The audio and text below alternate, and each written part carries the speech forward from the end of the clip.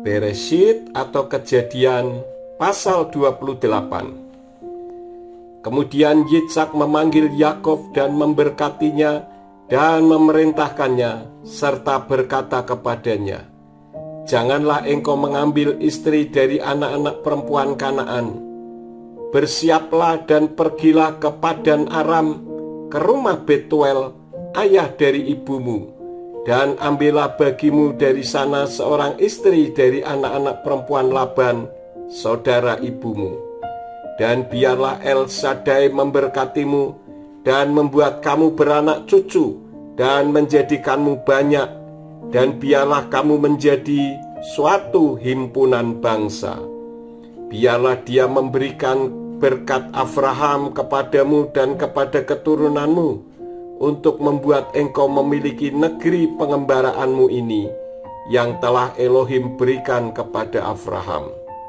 Demikianlah Yitzhak melepas Yakov, lalu berangkatlah dia ke Padan Aram, kepada Laban anak Betuel orang Aram itu, saudara Ribka ibu Yakub dan Esau.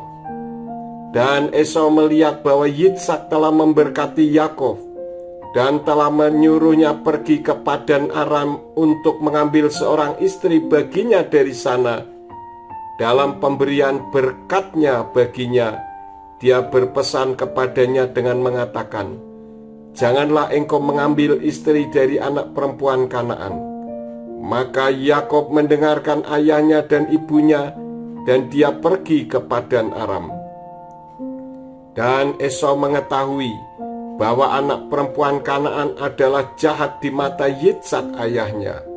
Maka Esau pergi kepada Ismael, dan dia mengambil Mahalat anak perempuan Ismael, anak Abraham, saudara perempuan Nebayot, sebagai istri baginya di antara istri-istrinya. Dan Yakov keluar dari Berseba dan pergi ke Haran. Dan sampailah dia di suatu tempat dan bermalam di sana, karena matahari telah terbenam. Dan dia mengambil sebuah batu dari tempat itu, dan dia menjadikannya alas kepalanya. Lalu tertidurlah dia di tempat itu. Dan dia bermimpi, dan tampaklah sebuah tangga didirikan di atas bumi, dan ujungnya mencapai langit. Dan tampaklah para malaikat Elohim sedang naik dan turun di atasnya. Dan tampaklah Yahweh berdiri di atasnya, dan dia berfirman, "Akulah Yahweh, Elohim Abraham dan Elohim Yitzhak bapakmu. Tanah yang di atasnya engkau berbaring ini, aku akan memberikannya kepadamu dan kepada keturunanmu. Dan keturunanmu akan menjadi seperti debu tanah, dan engkau akan berkembang ke arah timur dan barat dan utara dan selatan. Dan semua kaum di muka bumi akan diberkati olehmu dan keturunanmu. Dan lihatlah, aku menyertai engkau dan menjaga engkau kemanapun engkau pergi, serta akan mengembalikanmu ke tanah ini, karena aku tidak akan meninggalkan engkau sampai aku melakukan apa yang telah aku katakan kepadamu." Dan Yakov bangun dari tidurnya dan berkata, "Sesungguhnya Yahweh ada di tempat ini, tetapi aku tidak mengetahuinya."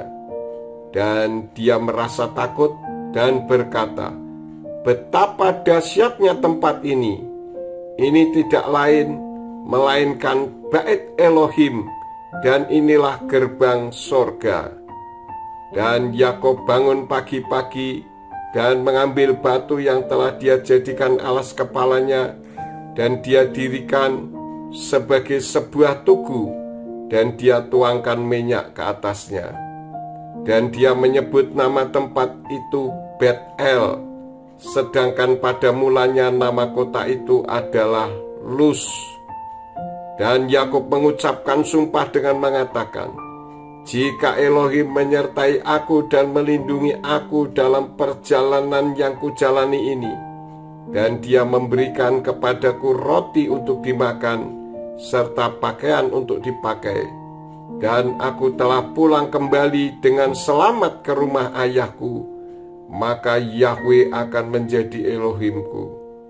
Dan batu ini yang telah kudirikan sebagai tugu akan menjadi bait Elohim, dan semua yang akan kau berikan kepadaku, aku pasti akan mempersembahkan persepuluhannya kepadamu.